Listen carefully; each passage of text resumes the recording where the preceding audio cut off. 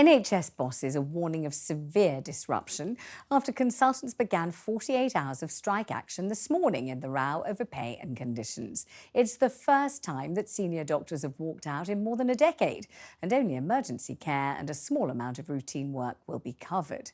Joining me now from a picket line at King's College Hospital in South London is TalkTV correspondent Holly Hudson. Hi there, Holly. We can see the picket line behind you. So this is a strike and it's now in full force. Yes, it certainly is, Vanessa. I'm outside King's College Hospital, as you say, in South London, where consultants, as they have in many hospitals across the country, have joined picket lines today in the ongoing disputes over pay. This is now the 8th month of industrial action by NHS workers. We've seen nurses, ambulance workers, junior doctors, of course, and now senior doctors. And that's what sets this strike action apart, what makes it different because of the impact that it will have. NHS trust leaders have expressed their concerns, saying that the health service simply cannot function without consultants, and it will cause the most mass disruption yet. Why? Well, because senior doctors and consultants' work simply can't be carried out by any other clinicians. They're also not there, of course, to supervise, as they would normally, any other work being carried out by more junior staff members. And this comes just 2 days after the longest walkout ever by junior doctors as well. So the NHS is still struggling from the fallout of that, hasn't had much time to recover. Now, the BMA say that there is no cause for concern over patient safety or the service itself, that Christmas Day cover, as they put it, is now being carried out. And that essentially means that emergency care will still be provided, urgent work and some routine work. But with as many as 50%, half of doctors in some hospitals across the country walking out today, it's safe to say that pretty much all routine operations and procedures have been cancelled. We know tens of thousands will likely be cancelled or amended as a result of today's action. And that's on top of the 600,000 that NHS England say have already been impacted since this action took place. And of course, that's a huge frustration for many patients, who some of whom have already been waiting months on very long waiting lists, as we already know, for some life-changing procedures. They say that they are angry that consultants do already have a high salary. They are already wealthy. They can carry out private work or overtime on top of that, that everybody is suffering. But from standing here outside this picket line, I've got to say that there has been a huge amount of support for doctors, people going past on their bikes, ringing their bells, people driving cars, tooting their horns, and lots of people coming to speak to the doctors about exactly why they are striking. They say that they do deserve to be paid more for what they do. There are mixed feelings, though, as well, Vanessa, among doctors themselves. Some that I have spoken to that didn't want to be named said that they have gone to work today because they don't agree with this strike. They see this as not the right way forward, that they just can't square away the fact that they have patients who are suffering as a result of this, that they have patients that they need to care for. But many doctors that I've spoken to here and across the country say that they've simply been pushed to this point, that they have no choice, that they're out on the picket line today to save the NHS. Well, I never, ever expected to be standing on a picket line. It's not what I want to be doing. I want to be in the hospital looking after patients. But we didn't see any other way of trying to get the government to listen to us. And for me, it's about the, it would appear, impending destruction of the National Health Service. We've got a recruitment and retention crisis.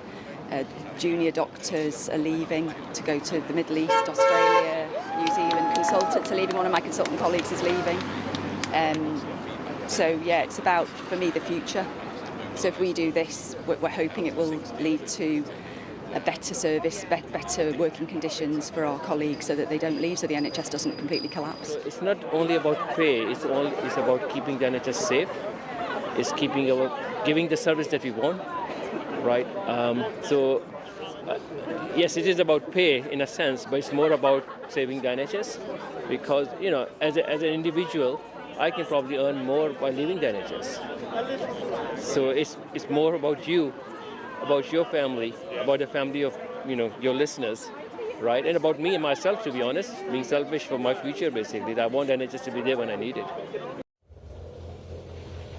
So for many doctors, as you heard there, this isn't just about pay, it's about staff retention. But of course, pay is central to all of this. And the government have increased their pay offer to 6%. 48%, which we heard from Steve Barclay amounts to an increase of an average salary for a consultant of $134,000 a year, plus overtime and plus private supplements. He says his door is always open to discuss non-pay issues, but this pay award is final, so I urge the BMA to end their strikes immediately. We know, though, that the BMA have dismissed this as insulting, they say, and the union says consultant pay has fallen 35% since 2008, once you take inflation, tax and pension contributions into account, and that is what they're asking for 35%.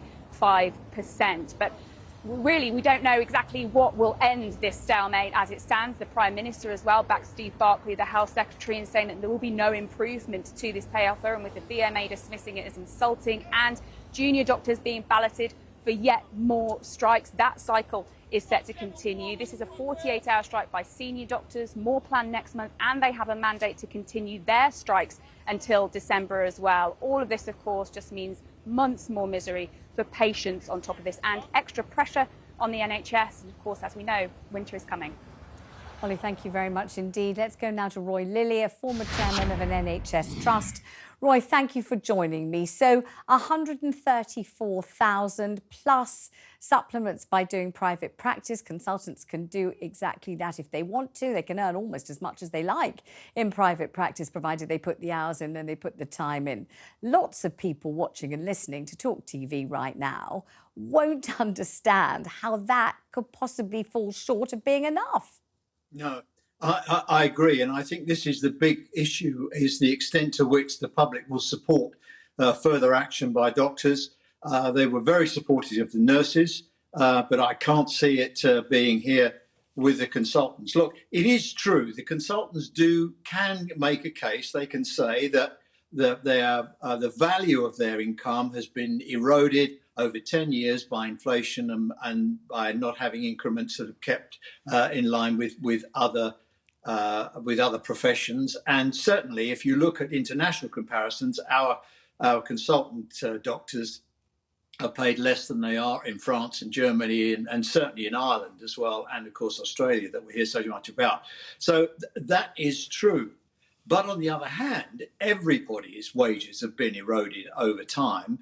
And we know that why that is. It's partly Brexit, partly COVID, partly the war in Ukraine that's put all the prices up. And it's also true to say, I think, that if the BMA are the doctors' trades union, where have they been for the last 10 years that they've suddenly woken up to the fact that they've lost value in their wage packets?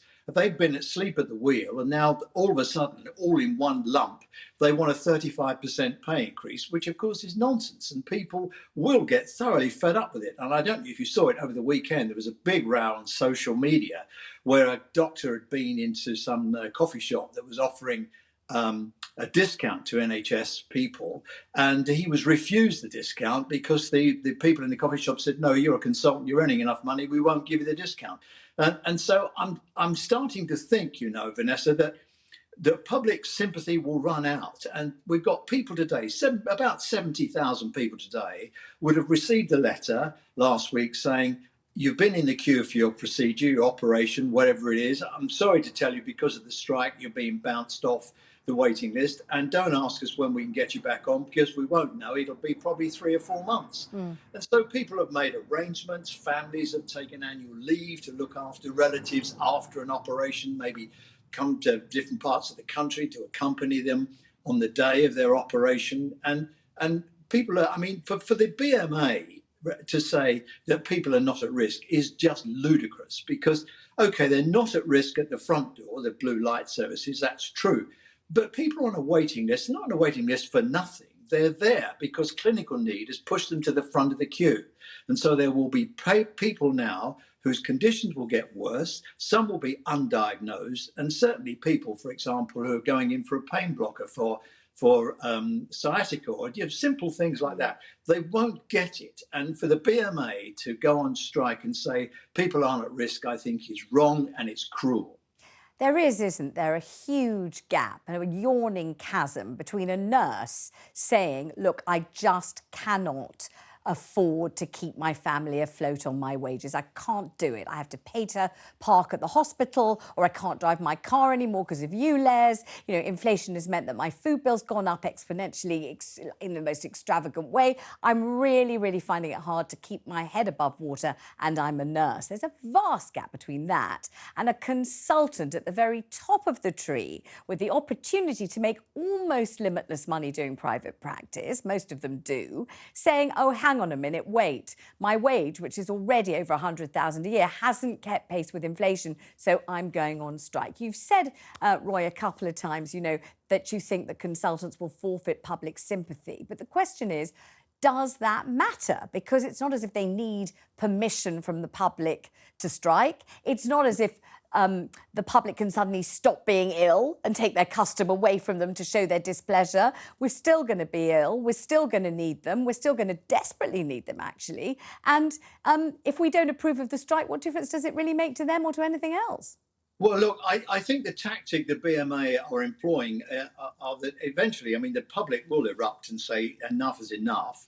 They will then put pressure on their local MPs, fill up their emails and their post bags with complaints, and backbenchers then will put pressure on Steve Barclay and Number 10 to, quote, do something. I mean, that's all they can do, because the public are just collateral damage in a war between the BMA, which is, I think, is you know, it's a political organisation, and Number 10, who are trying to juggle. I mean, no matter what your politics are, trying to juggle the economy and what have you. And Keir Starmer talking at the weekend, he won't be drawn on what he would do about the strikes, because he knows, as well as everybody else does, that the economy is in a pretty fragile state. They're not going to borrow for revenue purposes to put people's wages up.